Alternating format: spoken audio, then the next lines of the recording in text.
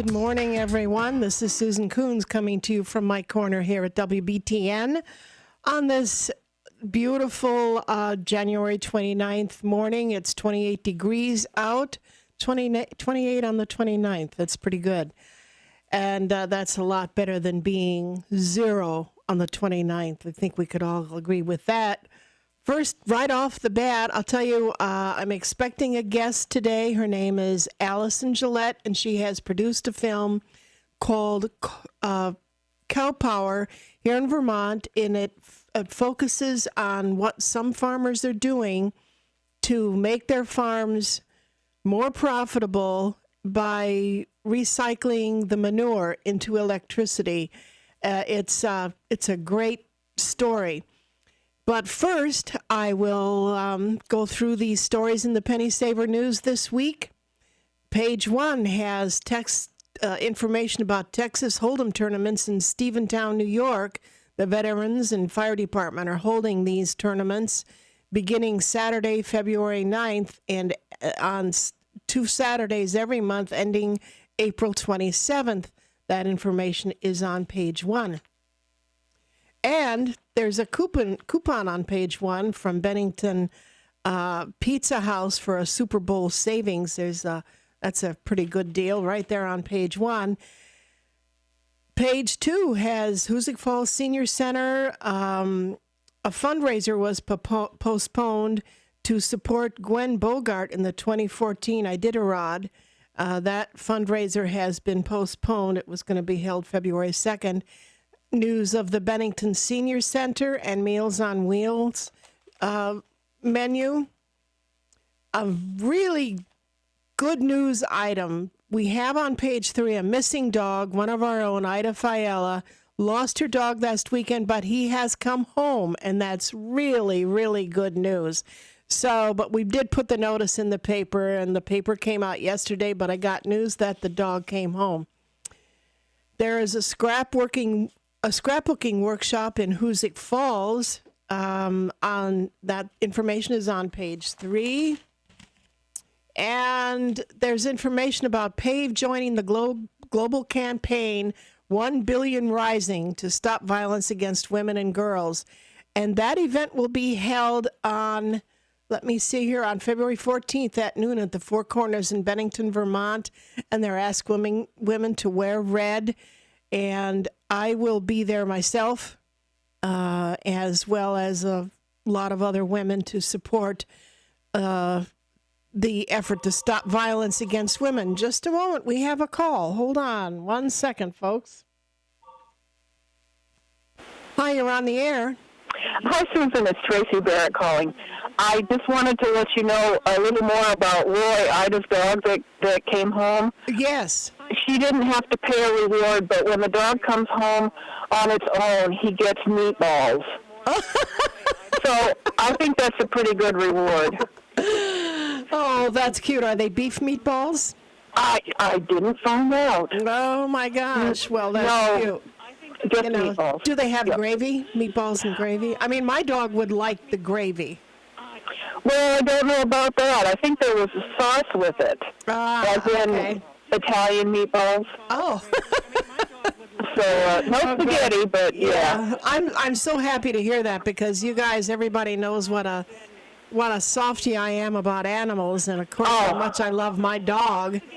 Well, we seem to be doing pretty well at WBTN. Most of the time when somebody calls in with a lost pet, we seem to have it found. Yeah, the same thing at the news guide. I always put those notices on page 2 or 3 of our paper, and when I get a picture, I put it in there, and almost every time the animal is found. Yeah, that's great. Yeah. So, very good service. Thank you. Well, thank you for calling, Tracy. Okay, yep, see you. Bye. See you later. Bye.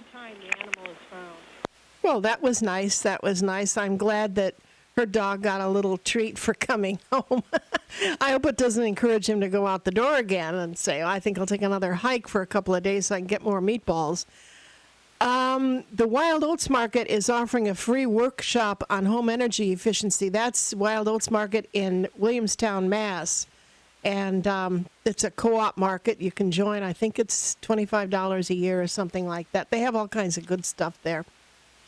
The second annual Family Fitness Challenge is coming up, and that will be held, let me see here. It doesn't say, but Bob Marine is the director of the after school and summer programming, and you can get hold of him. Let me see. They're going to meet every Sunday, Tuesday, and Thursday evening at Bennington CrossFit. It hasn't started yet, but you can get hold of him and find out if you would qualify for it. He's at SVSU 802-447-7501 or rmarine@svsu.org. And that sounds like a very exciting program. This will be the second time they've done it. And you heard from Erica Rogers this morning, calling all Relay for Life teams. They're getting ready for their kickoff, which will be held, I'm trying to read this fast, on February 12th at 5:30 at the Moose Lodge in Bennington. And for more information, you can call Joanne at 802-442-6106. Another nice Super Bowl party time. River Street Variety has a couple of coupons in there for your Super Bowl party. Gosh, we got a lot of Super Bowl ads here in the Penny Saver this week. I think you better pick one up and check out all these good-looking offers. Oh, my gosh. Elm Street Market has another one. Kick off your party. Platter, sandwiches, and wraps. That sounds good, too. My goodness. Karen Gross is returning to Southern Vermont College. She has been away as a senior policy advisor to the U.S. Department of Education in Washington during the 2012 calendar year, and she is returning to Southern Vermont College. You might want to welcome her home, so to speak. And let me see here. North Shaft Lions are entering the new year with a lot of events. Friday, February 8th, they're going to be collecting donations for the food pantries. And on February 8th at the North Bennington Shaftesbury Elementary Schools, and Saturday the 9th at Thompson's Garage in the corner of Church Street and 67A in Shaftesbury, and Whitman's Feed in North Bennington from 10 to 2. That's a lot going on around here. Bennington Contra Dance will be presenting their first Friday intergenerational community dance at the One World Conservation Center, the former Howard Johnson, south of Bennington, on Friday, February 1st. North Adams Green Drinks are holding their meeting in February on the 13th. And a Civil War researcher named Lance Ingmeyer will give an illustrated talk, The Funeral of Abraham Lincoln, as seen through the camera lens of F.W. Ingmeyer at the Stephentown Historical Society on Monday, February 4th. That sounds like an interesting program. I got hold of an old scrapbook. It had been a ledger book, and it's very thick. I think it's maybe 8 or 8.5 inches wide, and the page size, and 14 inches tall. It's a very big and very thick book. I think it's about 3 inches thick. And they're all ledger sheets, and somebody made it a scrapbook. And in there is a clipping from a Cambridge newspaper announcing the funeral train coming through Cambridge, New York, Lincoln's funeral train coming through Cambridge, New York. And another little anecdote, Grandma Moses, who was from this area, remembered seeing Lincoln's funeral train coming through Cambridge. Just a little bit of history there. So this sounds like an interesting talk. Stephentown Library is selling subs, soups, and sweets for the Super Bowl. The Northern Harmony World Music Choir Vermont concert will be held at the Tinmouth Community Church on Wednesday, February 27th. You have time to put that on your calendar. And you'll have to call the chamber to find out the location for this. There is a workshop coming up. How much money will you need to be secure in retirement? It will be held on February 9th from 2 to 4 p.m. And it's mostly for people who are not 50 or 55 yet, which lets me out. Wish they had stuff like that around when I was 50, but they didn't. St. Peter's third annual Pasta Palooza is coming up, and that will be held on February 8th from 6 to 8. And something you might want to just check out, get you out of the house and away from the winter doldrums, comedy night at Dorset Playhouse. Are Vermont drivers really passive-aggressive? What's the best way to prepare for Vermont winter? How do Vermonters respond to race? And what's the funniest thing about the Vermont legislature? These are silly questions at the comedy night on Friday, February 1st at the Dorset Playhouse. Marriage, snow, Ben & Jerry's, and sex with a foreign accent are just a few comedy topics of the evening. Sounds pretty good. This guy has been a headliner for Joan Rivers and some other famous people, so you might want to check that out. That information is on page 11 in this week's Penny Saver. Any more? Oh, I'm looking for more Super Bowl ads. Bennington Museum happenings listings are start on page 12 to 13. And Cat TV is holding an open house on Thursday, February 7th, beginning at 6 p.m. If you haven't been there in a long time, they used to be in the Shriners building or whatever that is called. What was that called, that building? Oh, golly. Shriners Masonic Temple. Thank you, Dan. Daniel is taping this program for me from Cat TV, and he's from Cat TV. He should know. Yes, the Masons. And the Masons are Shriners, but, I don't know. I'm going off the deep end here. But it will be at Cat TV, and they have all kinds of new stuff to show you. Oh, my goodness. It's fascinating, and everybody there is helpful and nice. I love to go into Cat TV. There is a Love a Bagel on Main Street in Bennington has an ad in here, and they got all kinds of great bagels listed. Wow, fresh turkey with melted Swiss and broccoli. Now that sounds like something really, really good. Whoa, I'm getting hungry. And another ad that's in here is Eat to Total Health, Healthy Meals and Smoothie Shop. That's in North Adams, Mass. I'll give you an idea of some of the things on the menu, and I can guarantee you they are delicious. Quinoa bean salad, butternut squash chili, avocado and kale. I'm not a kale fan. I just don't get the kale bit. But anyway, I love avocados. Vegetable fried brown rice, potato and leek soup. That sounds good. Avocado salsa and beans wrapped in romaine lettuce. All this sounds really good, and I know the person doing all this is Renee Tassone, and you guys remember she's my sidekick up here, but she is not here today, and because she's doing all this other stuff, but she'll be back.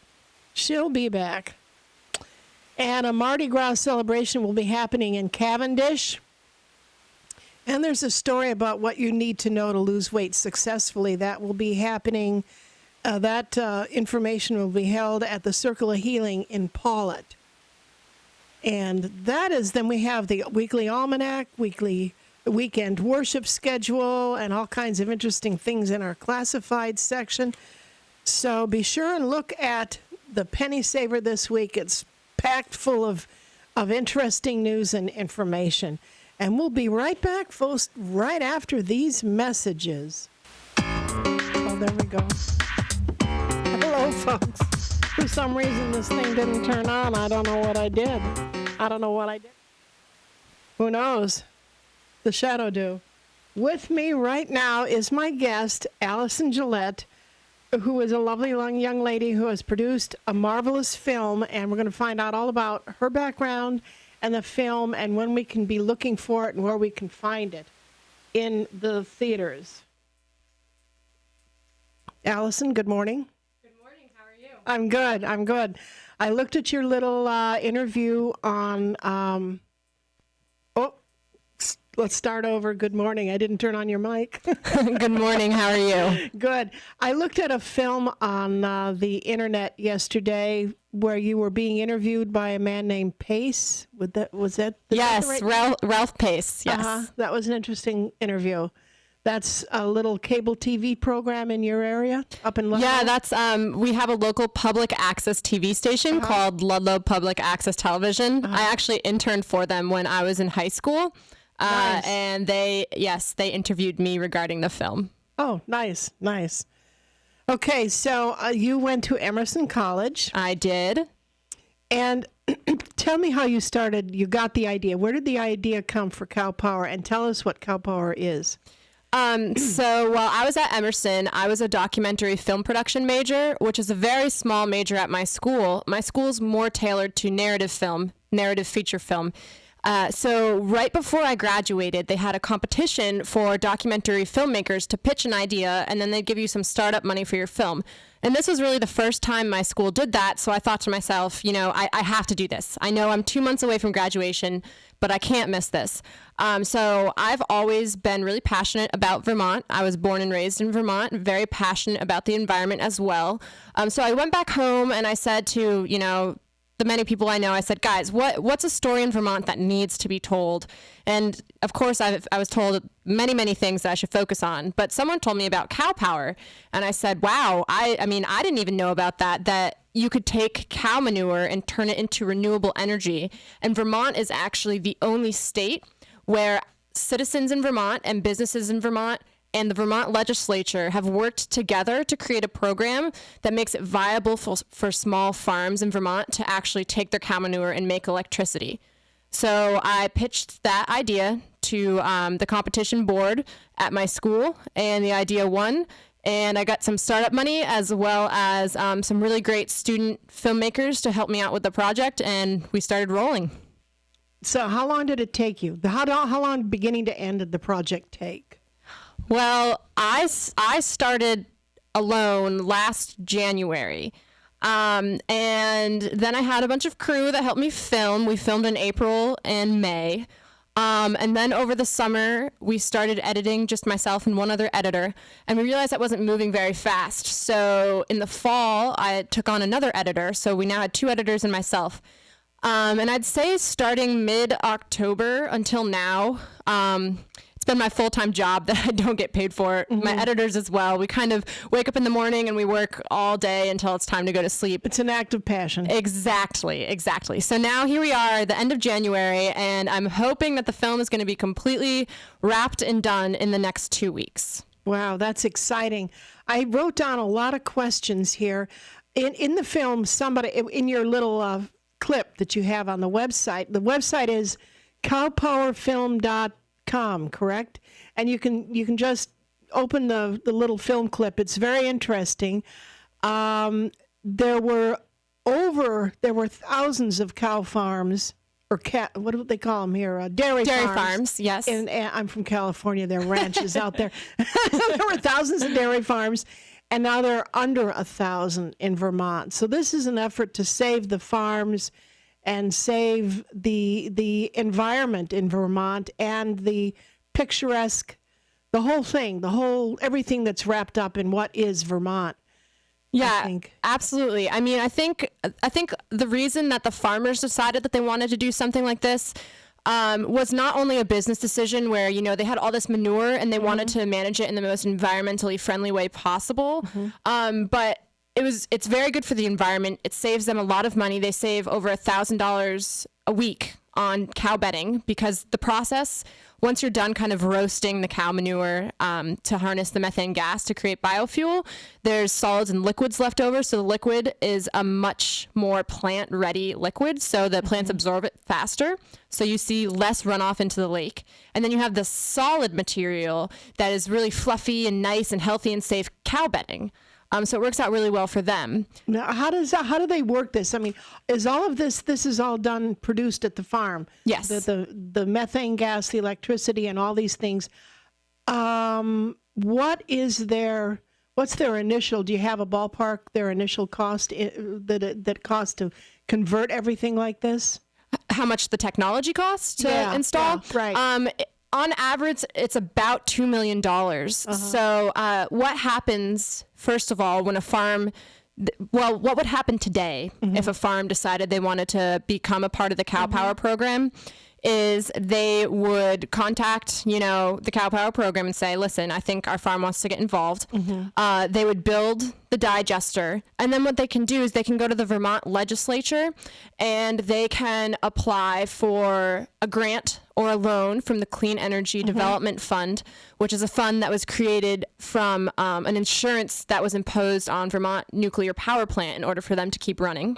And then there's also the Renewable Development Fund, which is through CVPS, which is their fund to kind of help renewable projects in Vermont. So they kind of start out getting grants and loans, but that's not enough. Like I said, it's $2 million. No, that's a lot of money. Exactly. We're talking about small farms in Vermont. These are family farms. These are families trying to, run a business where milk prices are extremely low and they're always fluctuating. So they never really know, how their income's going to be that year.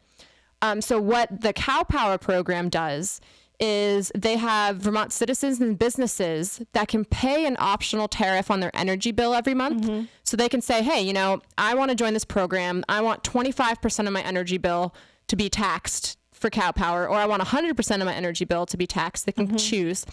And they have a 4-cent per kilowatt hour tariff on their energy bill. That's what it is. Yes. Okay. Yep. So the farms, kind of the biggest helping hand part in Vermont is this 4-cent optional tariff. And like I said, Vermont's the only state that does that. And without that, this program would not be possible in Vermont. Well, their Vermonters take pride in their state, so I would imagine that's a large part of their revenue. Oh, absolutely. And I interviewed a lot of people a lot of people in businesses who are part of the Cow Power program, and they all say, it's either A, because we don't want developers to come in and develop our working landscapes. We love our landscapes. We want to protect them. B, these are our neighbors. We want to support our neighbors in their business. Or C, we just love the environment. We want to do what we can to make Vermont as beautiful and as wonderful as it can be. Yeah, that sounds beautiful and very energetic. Hold on a second. We're going to take a break. We'll be back with a lot of questions and a lot of information for all you listeners out there. And please remember to call in 442-1010. If you have any questions for Allison, please call in 442-1010. We'll be right back after these messages.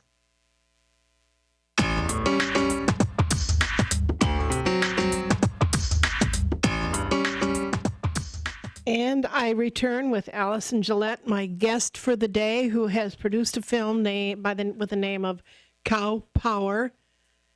Cow Power Film. That's the whole name of it, right? Yeah.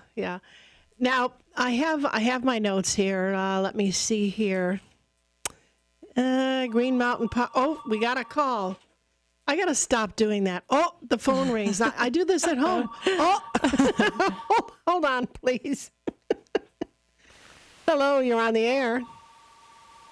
Hello, you're on the air. Hi. Hi.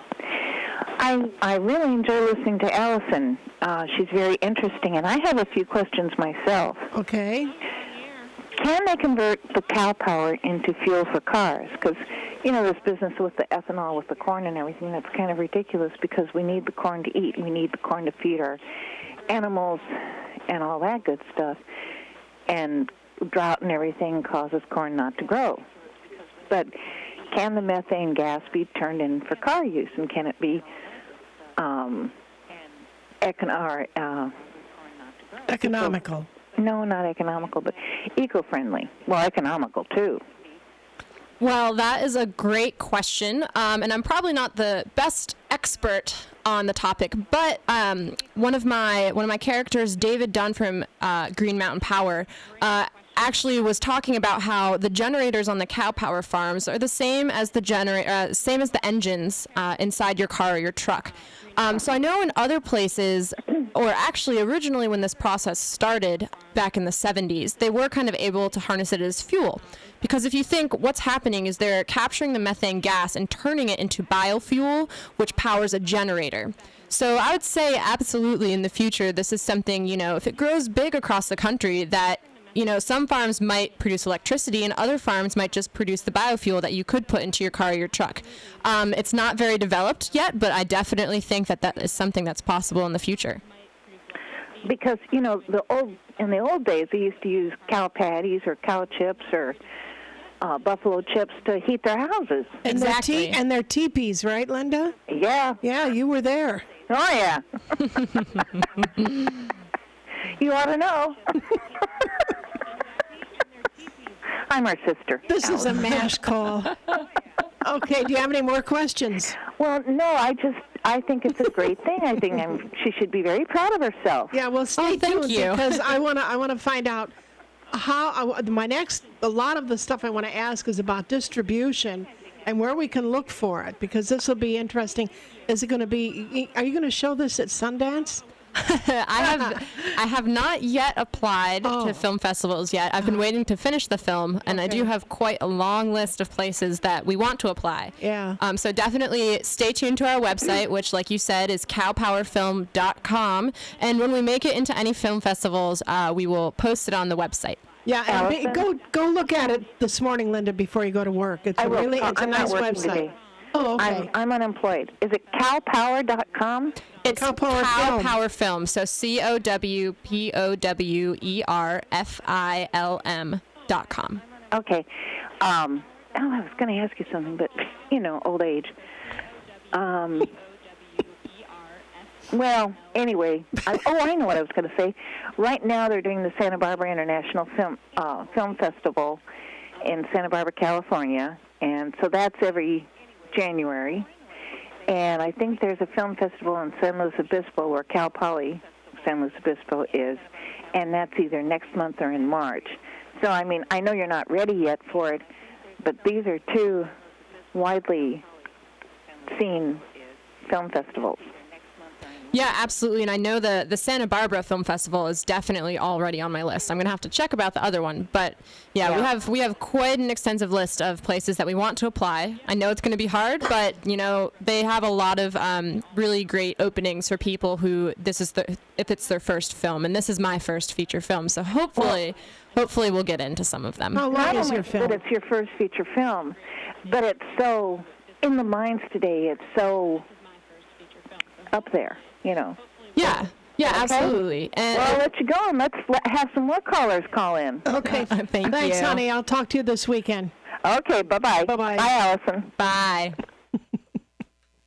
So that's Linda. She lives out in Lompoc, California. Oh, wow. Yeah.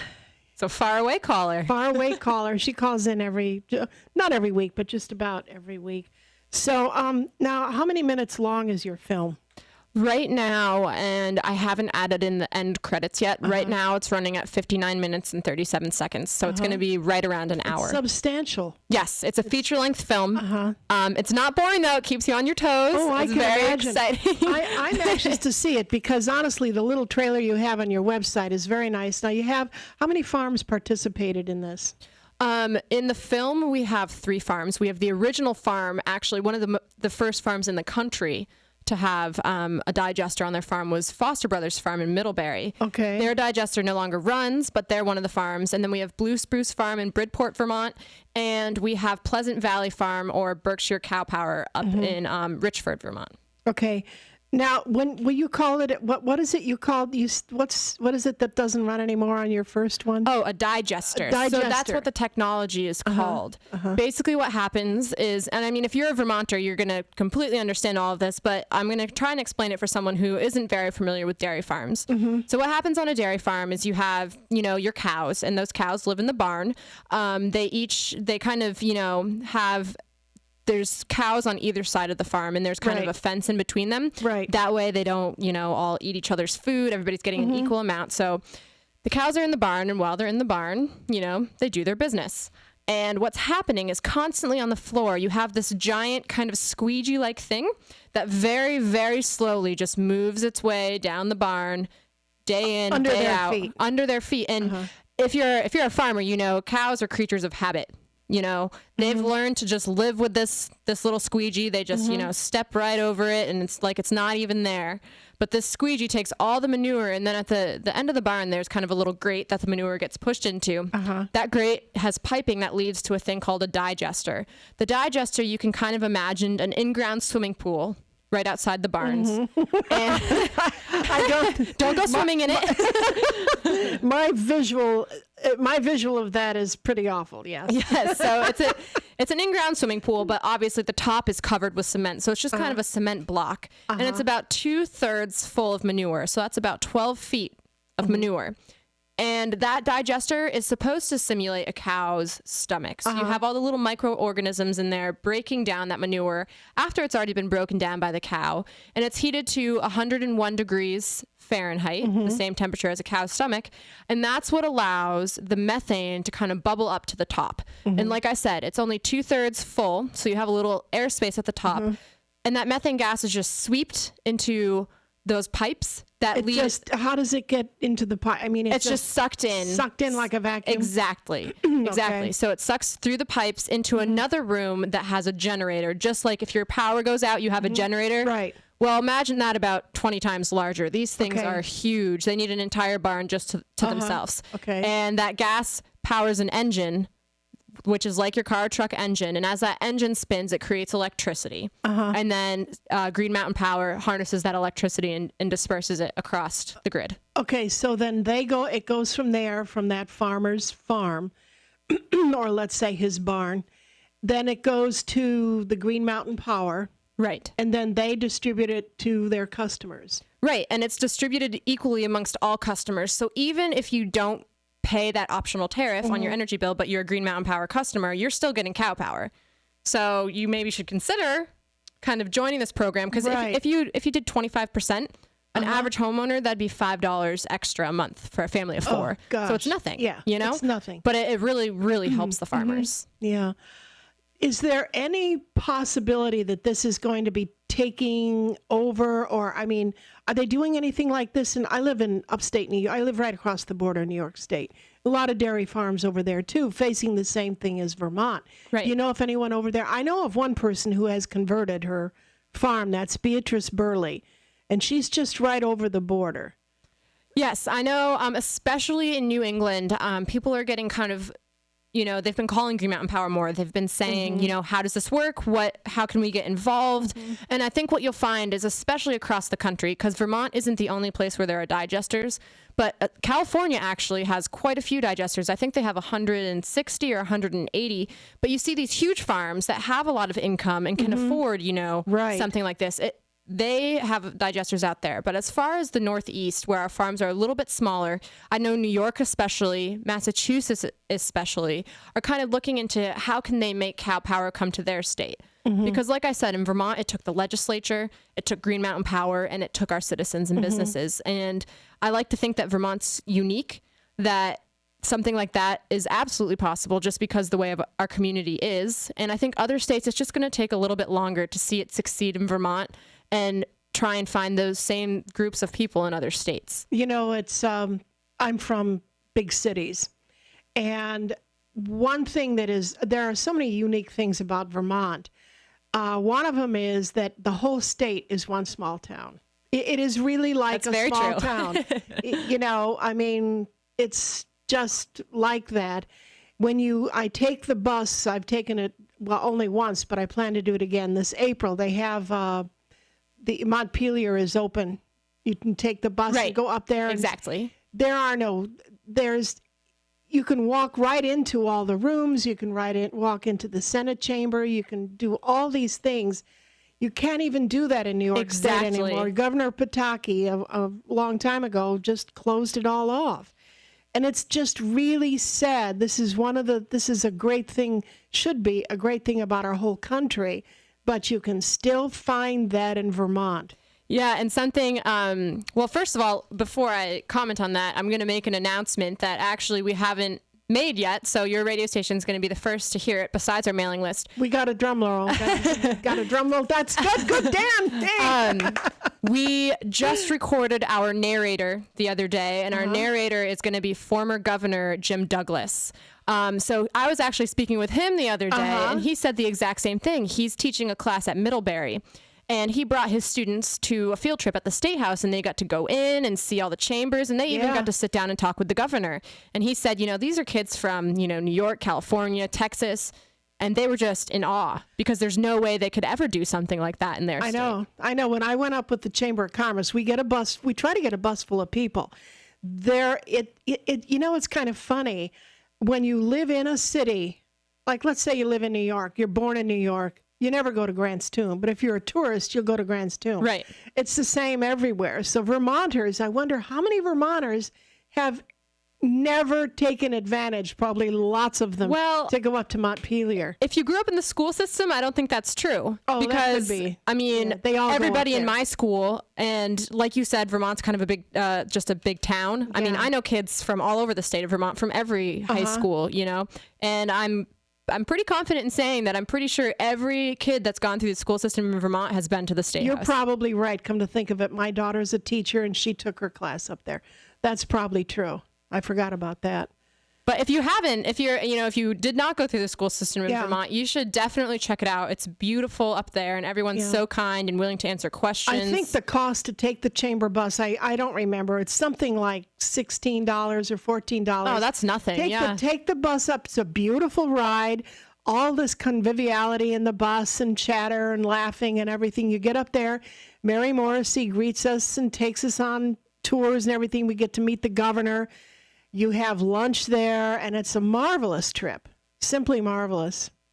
I'm going to have to take a break, I think. It happens. It happens, darn. Yeah, well, like they say in cow language, manure happens. We'll be right back, folks. Hang on.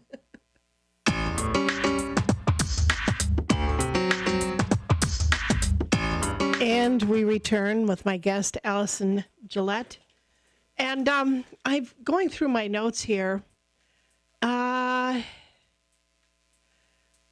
me see here. I wrote down the names of the farms before we talked, but what is left to finish this film up? You need to distribute it. That's the biggest problem now, right? The biggest thing you face? Well, right now, probably for me, the only thing I can think about is editing, because we're still doing that. Full on finishing that. And I think editing will be done tomorrow at the end of the day. So I've been, like I said, I wake up, I work on it until I go to sleep. So that's really all that's on my mind right now. But once that's finished, what happens with the film is we put it on a couple of hard drives and we send it out to some professional sound people and some professional color people out in Los Angeles. And what they do is they work on it for about a week, just making the sound great and making the color of the film look good. Mm-hmm. And then once they're finished, it goes to another production house that creates subtitles, so closed captioning English and in Spanish. Okay. And then they put it onto all the different types of, like DVDs and this thing called DigiBeta, which is what you use in theaters. Mm-hmm. They put it onto all the types of different mediums, and then it's finished. It's done.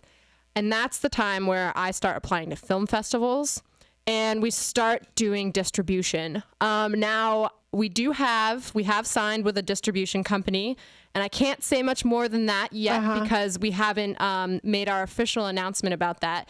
But I can say that Cow Power will be distributed online. You'll be able to find it in places like Netflix, Hulu, iTunes, things like that. But we're still kind of looking to see if anyone in the broadcast TV sector or if any theaters want to pick it up. Okay. They would be independent theaters, probably. Right. And I mean, we're planning on having a premiere in Vermont. Mm-hmm. That'll probably be invitation only, the characters, the crew, media, stuff like that. And then we'll also have a premiere. I'm pretty sure we're going to be having a premiere out in Los Angeles as well. That's not really going to happen until April. So no one's really going to be able to see the film until April. Now, where would you premiere it in Vermont? Burlington? That's what I'm thinking, just because even though I think it might be easier for my characters to be in Rutland, I think the theaters in Burlington are just a little bit nicer. So I'm going to have to contact a few theaters in Burlington, see if anybody's willing to host the premiere. But that's, like I said, a little ways down the road, a couple months down the road. Okay, another question I have. A lot of the independent theaters are trying like crazy to convert to digital. We have a situation in Manchester where Village Picture Shows is trying to raise the money. They went to Kickstarter, which is where I know you went with your fundraising.